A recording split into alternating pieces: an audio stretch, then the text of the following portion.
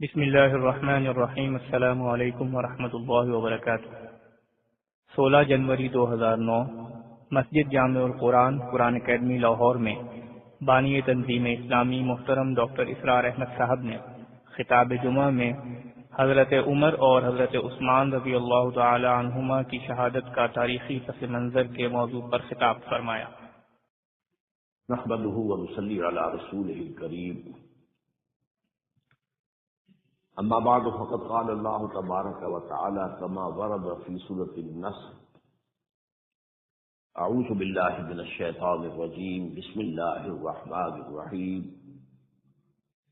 اذا جاء نصر الله والفتح ورأيت الناس يدخلون في دين الله افواجا فسبح بحمد ربك واستغفره انه كان توابا فقال عز وجل كما ورد في سورة التوبة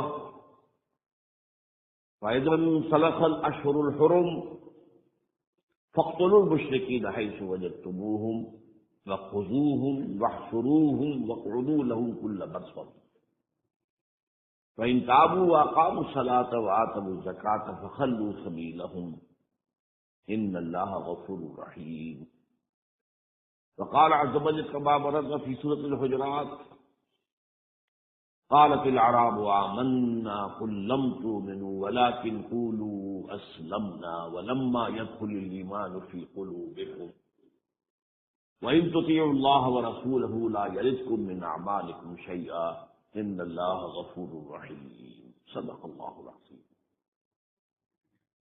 رب اشرح لي صدري ويسر لي أمري واحلل عقدة من لساني يفقهوا قولي اللهم ربنا ألهمنا رشدنا وأعذنا من شرور أنفسنا اللهم أرنا الحق حقا وارزقنا اتباعه وأرنا الباطل باطلا وارزقنا اجتنابه آمین یا رب العالمین۔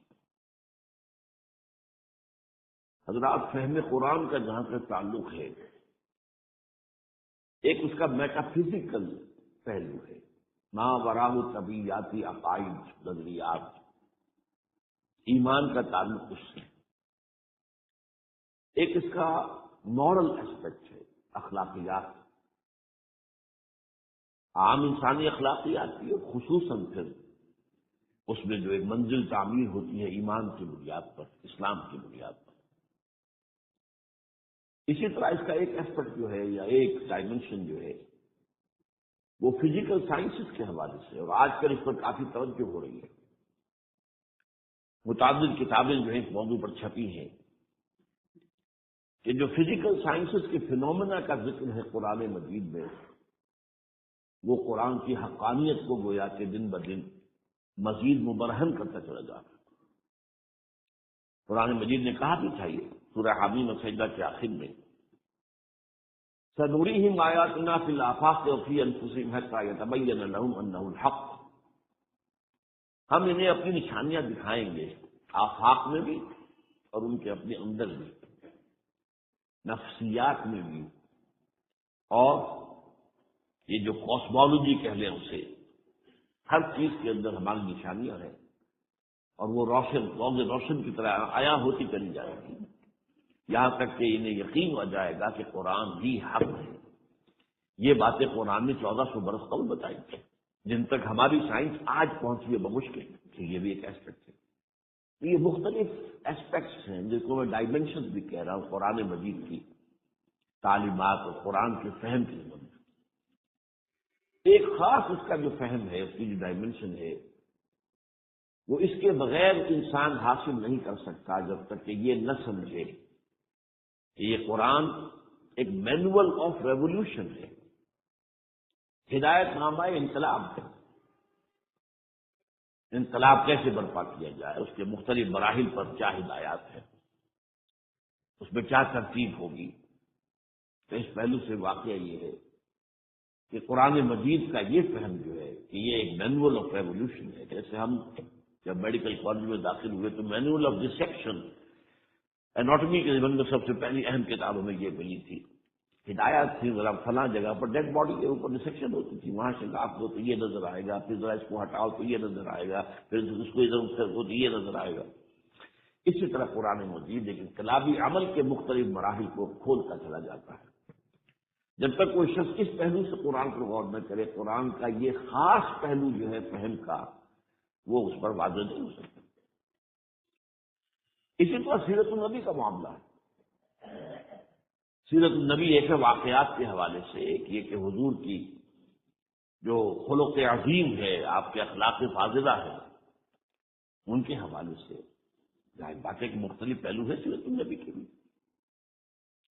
لیکن سیرت النبی کا بھی بعض پہلو ایسے ہیں اور بعض عقدے ایسے ہیں جو حل نہیں ہوتے جب تک یہ انقلاب کی بات سامنے نہ ہو، کہ مختلف مراحل سے عمل انقلاب تھے۔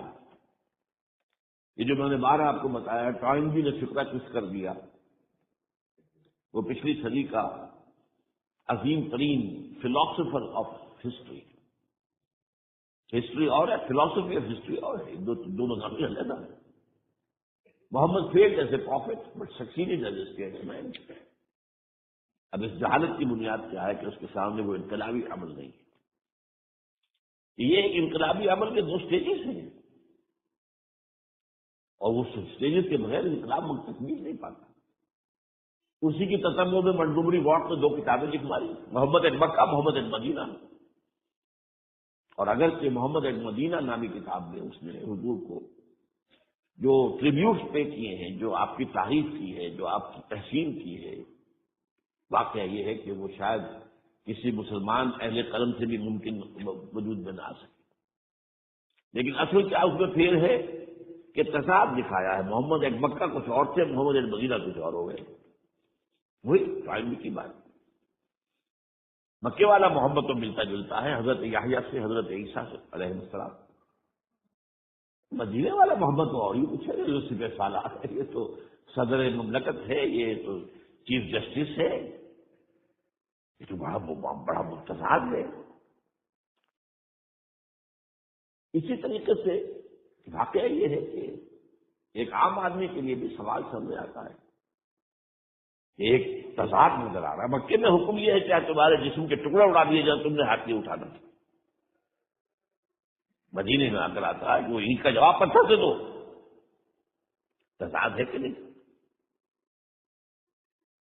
تو ایک عام شخص میں اس پہ اعتراض کر سکتا ہے۔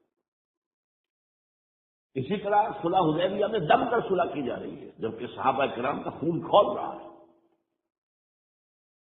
لیکن 1 سال کے بعد جب مکے کا سردار آتا ہے مدینے خود چل کر کے صلح کی تجویز کر لیجیے، مجھے سن بھی نہیں رہے بات اس کی، تضاد ہے کہ نہیں؟ یہ تضادات حل ہوتے ہیں اس سے کہ ایک انقلابی عمل تھا۔ انقلابی عمل میں ایک مرحلہ ہوتا ہے جماعت تیار کرنا،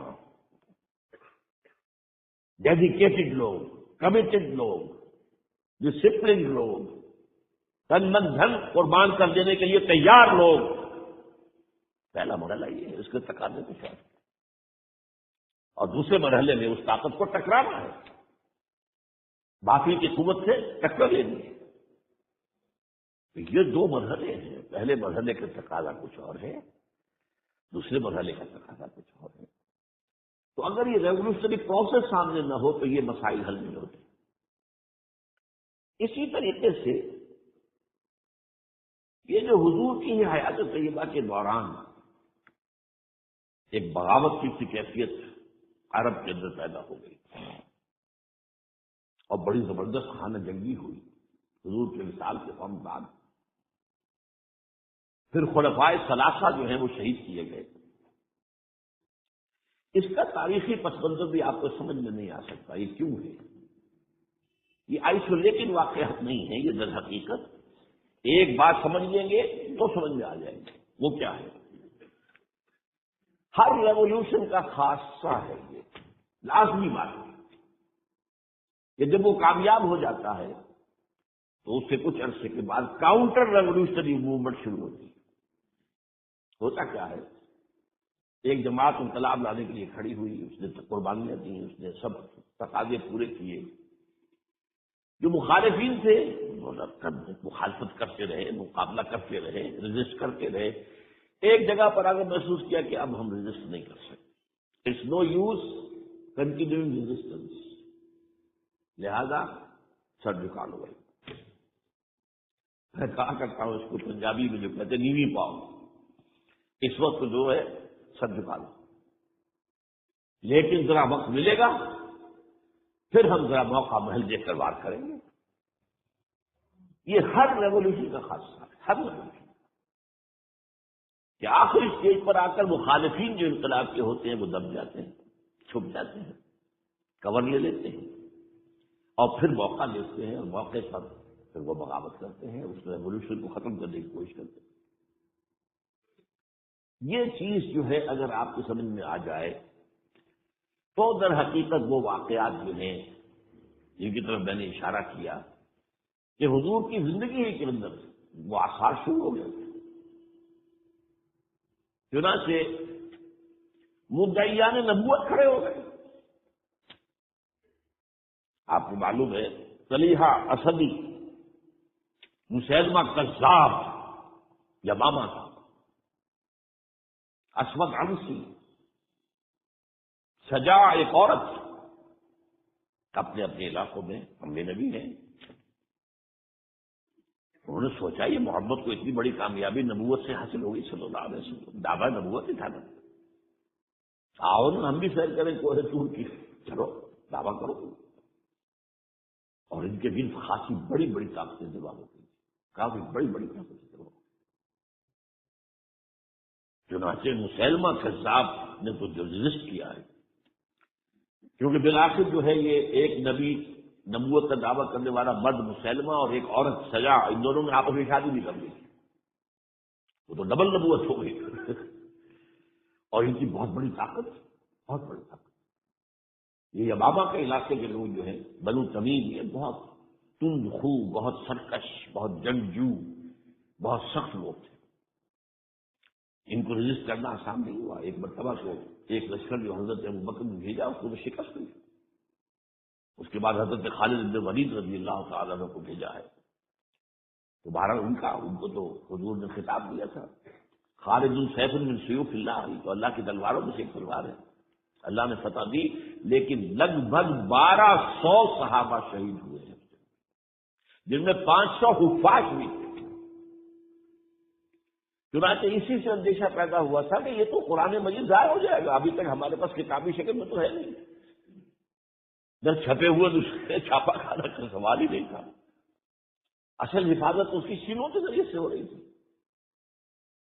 اگر حفاظ کا یہ معاملہ ہوا تو قرآن مجید ضائع نہ ہو جائے۔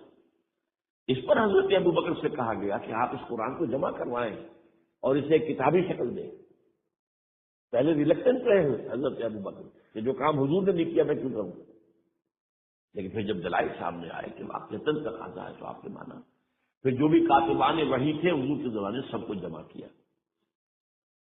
اور زید بن ثابت رضی اللہ تعالیٰ عنہ کو ان کا جو ہے چیئرمین بنوایا اس کمیٹی نے۔ پھر جس کے پاس قرآن مجید لکھا ہوا کچھ تھا، کسی کے پاس اونٹ کی جو یہ اسکیپولا ہوتا ہے، یہ شانے کی ہڈی بڑی چوڑی ہوتی ہے تختی کی طرح، کسی نے اس پر کچھ لکھا ہوا ہے، کسی نے کوئی چمڑے کے اوپر کچھ لکھا ہوا ہے، کسی نے کسی کپڑے پہ لکھا ہوا ہے، کسی کو کوئی کاغذ مل گیا تو کیا ہی کہنے ہیں۔ تو پھر وہ جمع کیا گیا، اور پھر سب جو ہے جو حفاظ بھی موجود تھے ان کے ذریعے سے پھر یہ کتابی شکل دی گئی۔ اس وجہ سے تو یہ جو ایک زبردست قسم کی تحریک اٹھی تھی وہ کیوں اٹھی؟ اب اس کا تجزیہ کیجیے۔ اصل میں نے جو آیات آپ کے سامنے پڑھی وہ کیوں پڑھی اس حوالے سے؟ پہلی بات تو نوٹ کیجیے، اذا جاء نصر اللہ والفتح ورأيت الناس يدخلون في دين الله افواجا، جب اللہ کی مدد آ گئی اور فتح ہو گئی اور آپ نے دیکھا کہ لوگ اللہ کے دین میں فوج در فوج داخل ہو رہے ہیں، یہ جو فوج در فوج داخل ہونے کا فینومینن ہے، کیا اس میں یہ بات سمجھ میں آتی ہے کہ سب کے سب خالص مخلص مومن تھے؟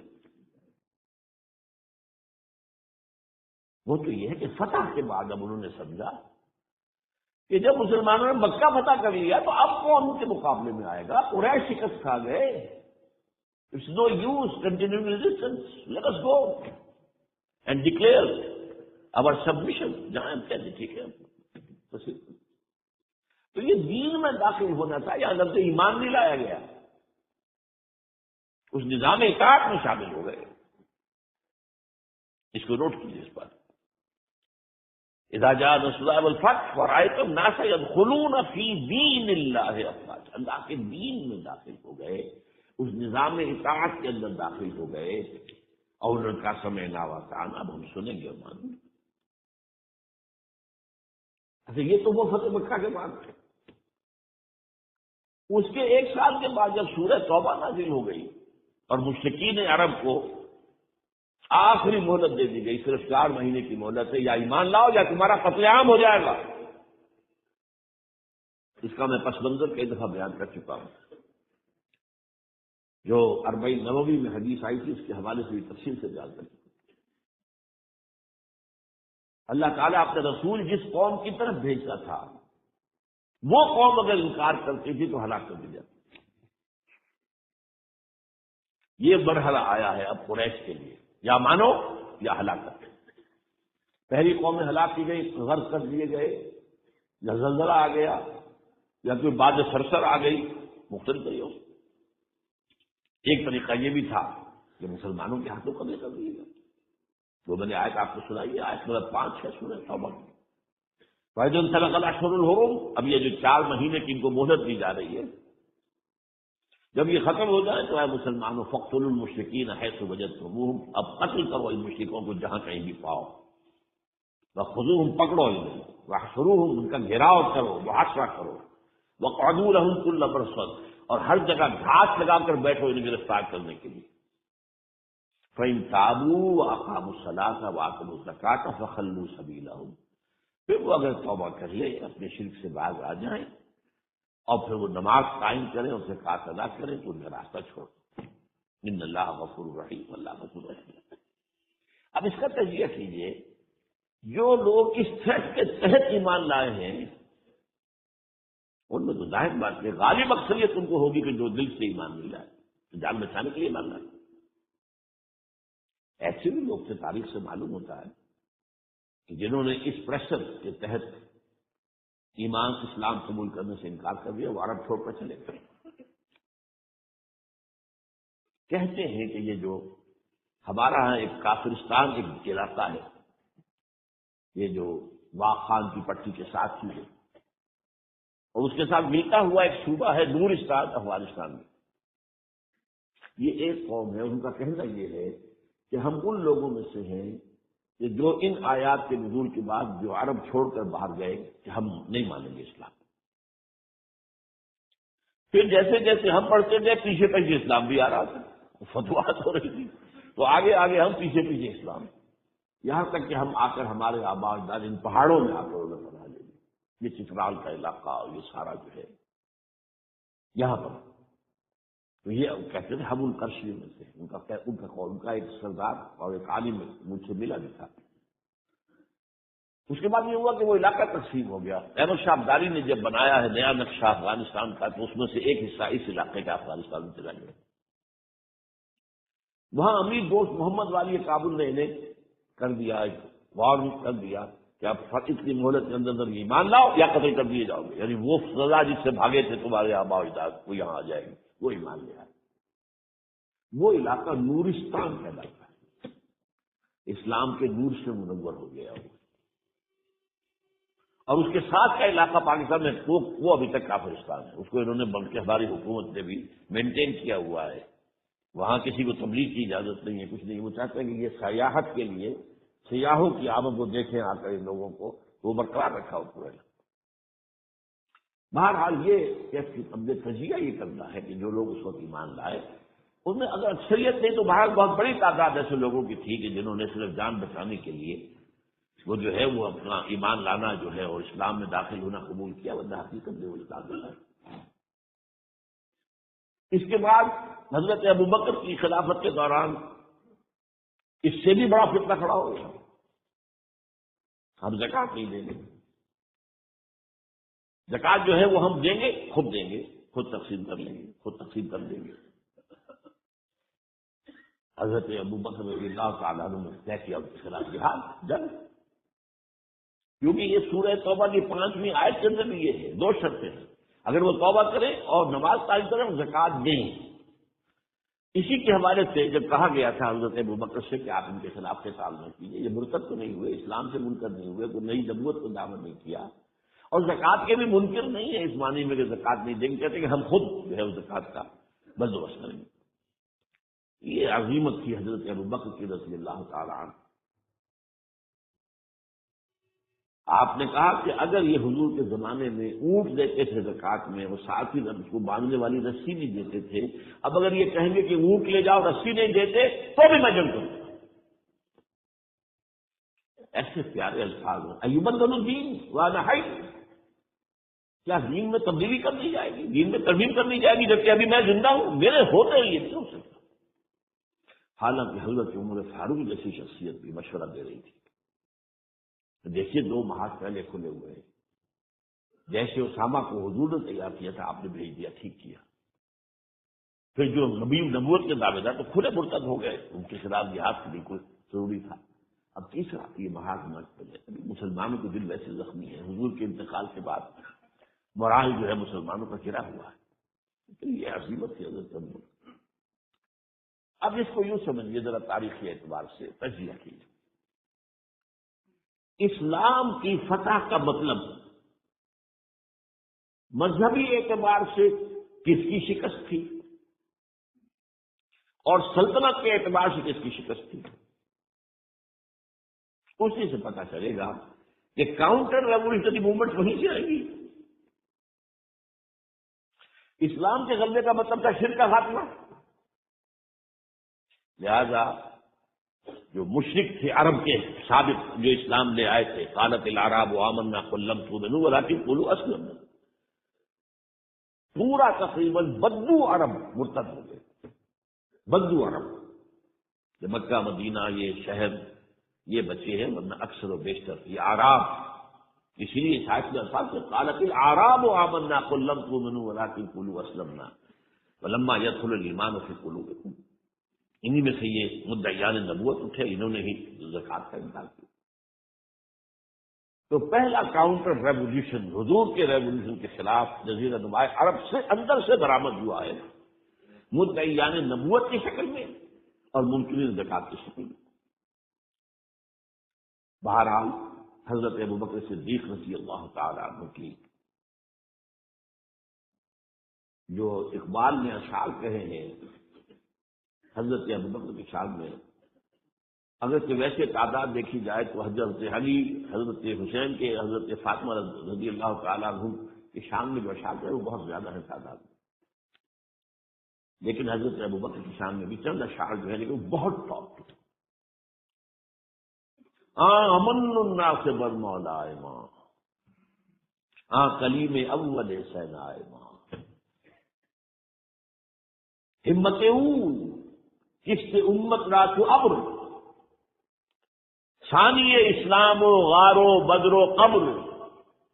یہ 2 اشعار بڑی بڑی یوں سمجھ لیجیے کہ غزلوں پر اور مسئلے ابھارے۔ امن الناس، حضور نے فرمایا تھا مجھ پر جس جس نے کوئی احسان کیا ہے میں نے بدلہ چکا دیا ہے سوائے ابوبکر کے، اس کے احسانات کا بدلہ صرف اللہ لے۔ امن الناس سے برمول، میرے مولا محمد صلی اللہ علیہ وسلم پر سب سے زیادہ احسان کرنے والا کون؟ ابوبکر۔ اور کلیم اول سینائے ماں، جیسے سیرہ سینہ پر، کوہ سینہ پر حضرت کلیم اللہ سے ہم کلام ہوئے، تو نبوت محمدی کے پہاڑ پر سب سے پہلے ابوبکر آئے۔ کلیم اول سینائے ماں، ہمت، یہ لفظ جو میں چاہتا تھا لانا، ہمت، ان کے ذکر ہمت تھی، جو ول پاور تھی، ہمت وہ کشت ملت راج ابر، وہ تو بالکل ایسے ہے کہ جیسے کسی کھیتی کے اوپر ابر کا پانی برسے تو کھیتی لہلا اٹھتی ہے، یہ کام کیا ہے ہمت ابوبکر نے رضی اللہ تعالی، عظیمت۔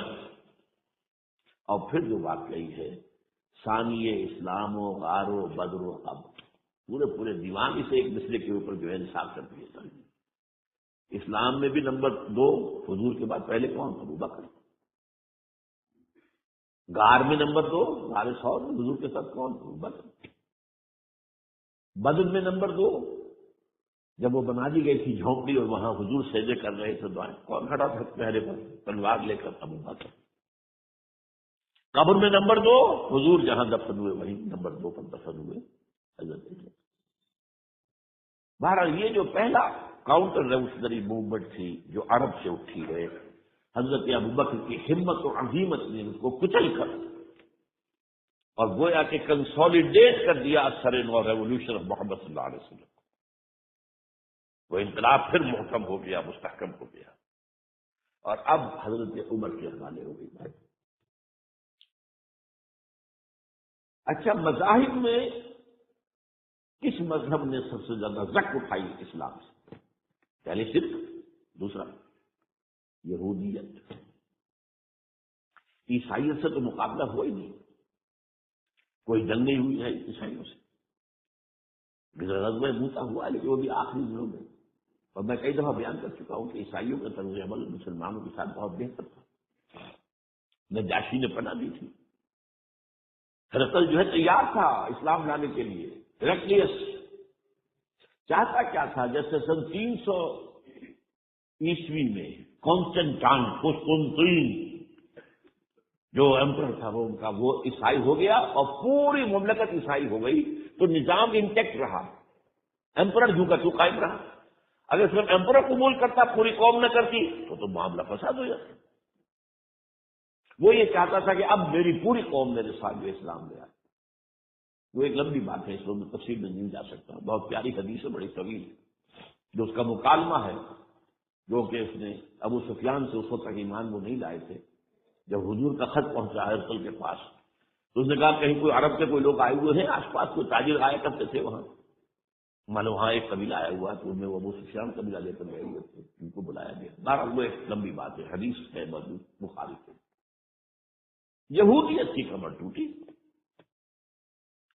3 ان کے قبیلے تھے بڑے زوردار، وہ مدینے سے نکالے گئے۔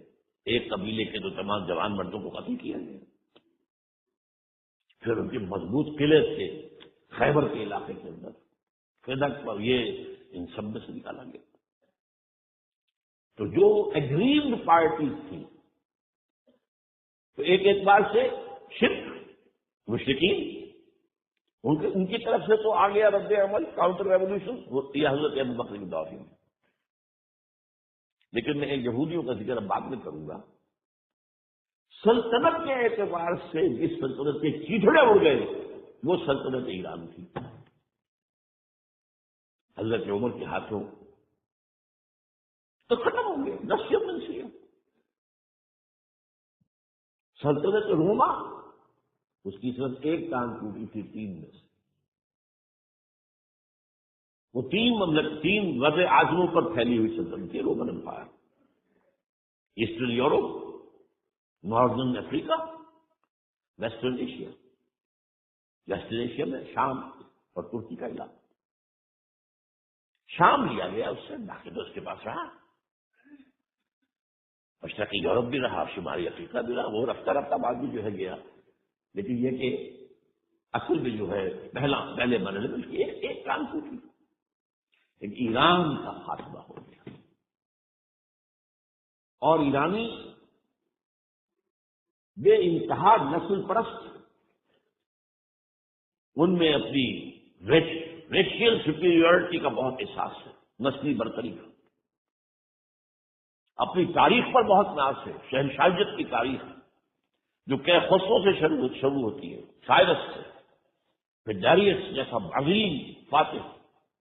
بڑی عظیم تاریخ ہے ایران کی، اس کو یوں سمجھے، یہ معمولی شہر نہیں ہے ایران، بہت عظیم تاریخ، اور کئی 100 برس تک تو سارا معاملہ جو ہے، جسے آپ وہ سی-100 کہتے ہیں، تو یہ 2 سپر پاورز نہیں ہیں، ایران اور روم، ایران اور روم، ایران اور روم۔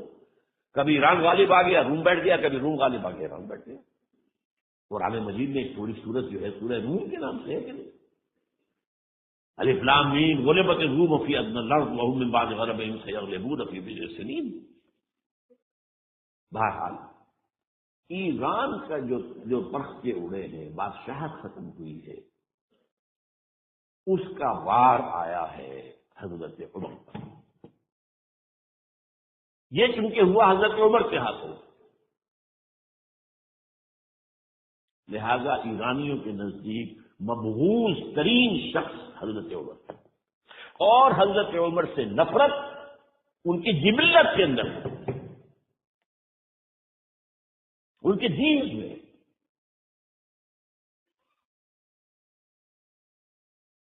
چنانچہ کس نے شہید کیا حضرت عمر کو؟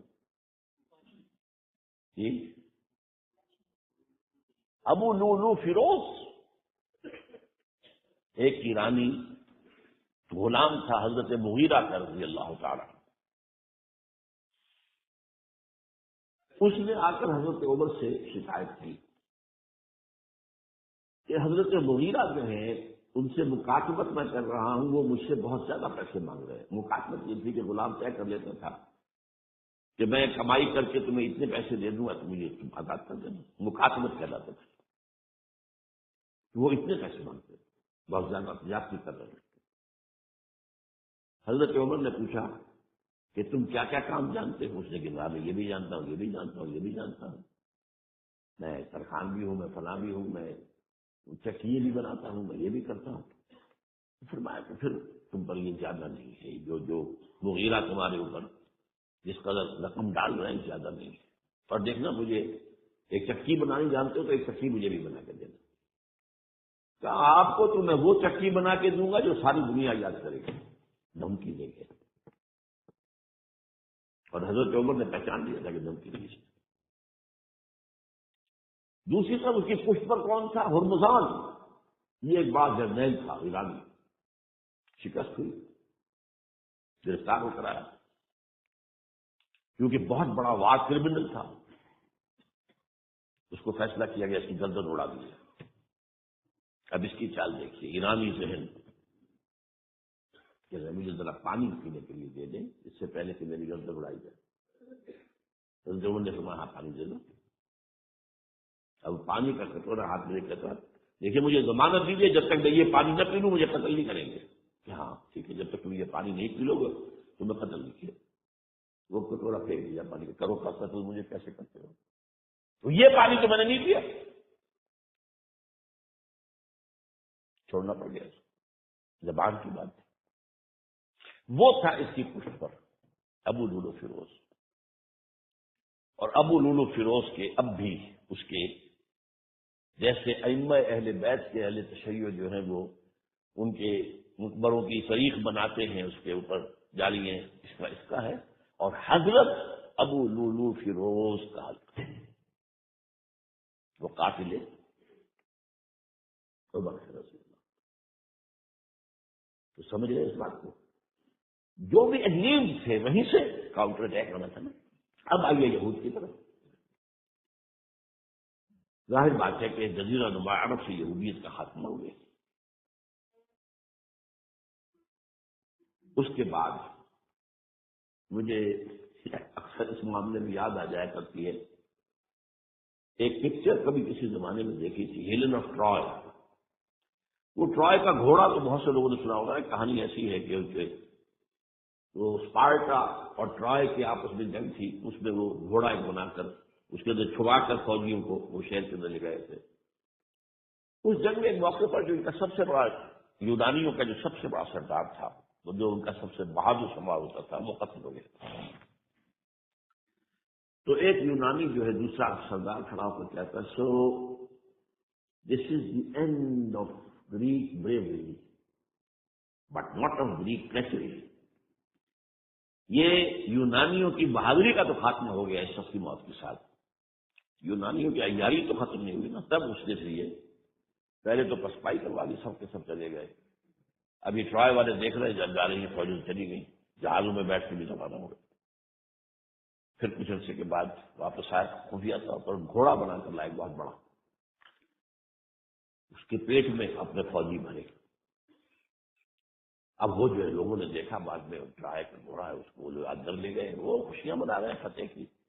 رات کو جب وہ شراب کے نشے میں دھت ہو چکے ہوئے تھے، وہ اس میں سے نکلے، پیٹ میں سے انہوں نے قتل کیا ہے۔ تو وہ ٹریچری ہے۔ تو یہودیوں کی بریوری تو ختم ہو گئی، جبکہ خیبر فتح ہو گیا اور وہاں کے بڑے بڑے قلعے حضرت علی رضی اللہ تعالیٰ عنہ کے دست مبارک سے اور ان کا بہت بڑا مرحب، بہت بڑا سردار، بہت بڑا طاقتور، وہ قتل ہوا حضرت علی کے ہاتھ رضی اللہ تعالیٰ، بٹ ناٹ دی جویش ٹریچری۔ وہ ٹریچری اب شروع ہوتی ہے حضرت عثمان کے زمانے میں۔ عبداللہ ابن سبا ایک یہودی ہے یمن کا، وہ اسلام کا لبادہ اوڑھ کر اسلام میں آ گیا مدینے میں۔ یہاں اس نے اس معاشرے کا خوب تجزیہ کیا، یہاں کیا کیا چیزیں ہیں، کون کون سی فورسز ایٹ پلے ہیں، میں کس مفتیرت کو چھیڑ سکتا ہوں۔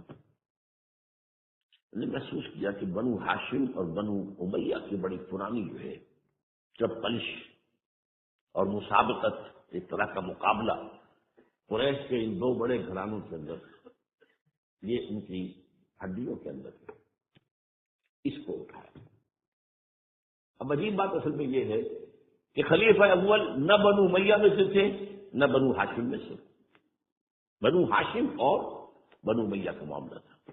قریش تو سب ہے، جیسے بٹو بہت بڑا قبیلہ ہے، وہ مانے کے، لالے کے، شامد کے، یہ پھر ایک ایک شخص کے نام سے ہوتے ہیں۔ لالے کے کوئی لالا ان میں سے ہوگا، اس کے لالے والے ہو گئے۔ شامد کوئی شاہ محمد ہوگا، اس کے اولاد جو ہے وہ شامد کے ہو گئے۔ تو یہ ماننے کے، لالے کے، یہ سب کیا بٹو ہے۔ تو قریش جو ہے بڑا قبیلہ تھا، اس میں گھرانے جیسے بنو امیہ، بنو ہاشم۔ حضرت ابو بکر نہ بنو ہاشم میں سے تھے نہ بنو امیہ میں سے تھے، بنو تیم میں سے تھے، چھوٹا سا قبیلہ تھا۔ حضرت عمر بھی نہ بنو ہاشم میں سے تھے نہ بنو امیہ میں سے تھے، بنو علی میں سے تھے۔ اب یہ حضرت عثمان تھے کہ جو بنو امیہ میں سے تھے۔ یہاں سے اس نے اٹھائی بات اور ایسی ایسی باتیں شروع کی جو عوام جو ہیں، جو پورا رسوخ فی العلم حاصل نہیں ہوتا، وہ اس کے اندر بہہ جاتے ہیں۔ دیکھو یہ کیسے ہو سکتا ہے کہ ہمارے نبی جو ہیں وہ تو زمین میں دفن ہیں اور عیسیٰ جو آسمان پر بیٹھے ہیں، اور عیسیٰ تو دوبارہ آئیں گے اور ہمارے نبی نہیں آئیں گے، آئیں گے وہ بھی آئیں گے۔ اور ہر نبی کا ایک وسیع ہوتا ہے، محمد کا وسیع علی ہے، اسے ہونا چاہیے خلیفہ، وہ بنو ہاشم میں سے۔ باقی جو بھی خلیفہ بنا ہے غاصب ہے، ابو بکر غاصب، عمر غاصب، اور اب جو ہے سب سے بڑا غاصب وہ تو بنو امیہ میں سے عثمان۔ ہاؤ کم، کیسے خلافت اس کی؟ اور اس نے اس طرح بات بڑھائی ہے، حضرت علی تو خدا ہے، اوتار ہے خدا کا۔ یہ ساری چیز آج بھی یا علی مدد کا نعرہ جو لگ رہا ہے، یہ وہی سبائیت کے اثرات ہیں۔ یا اللہ مدد کا نعرہ نہیں لگاتے، یا محمد مدد کا نعرہ کوئی نہیں لگاتا، یا علی مدد۔ یہ ساری چیزیں جو ہے سمجھ گئی تھی حضرت علی رضی اللہ تعالیٰ عنہ کے بارے میں۔ غالب بھی کہتا ہے مشغول حق ہوں بندگی بوتراب میں، بوتراب حضرت علی، ان کی بندگی کرتے ہوئے میں اصل میں اللہ کی بندگی، میں ان کی بندگی کرتا ہوں گویا کہ اللہ کی کرتا ہوں۔